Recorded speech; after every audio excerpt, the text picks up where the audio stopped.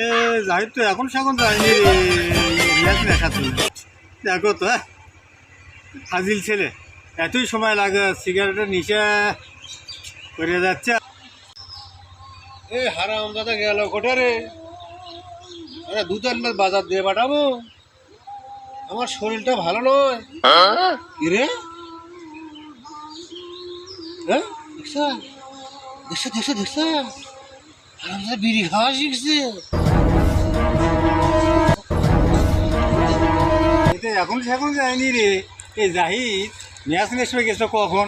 কি রে জাহিদ ম্যাচ নেশে গেছো ম্যাচ দি এর কি করিস না নিচে আমার ফেরে যাচ্ছে দে ম্যাচ দি লাগে আগে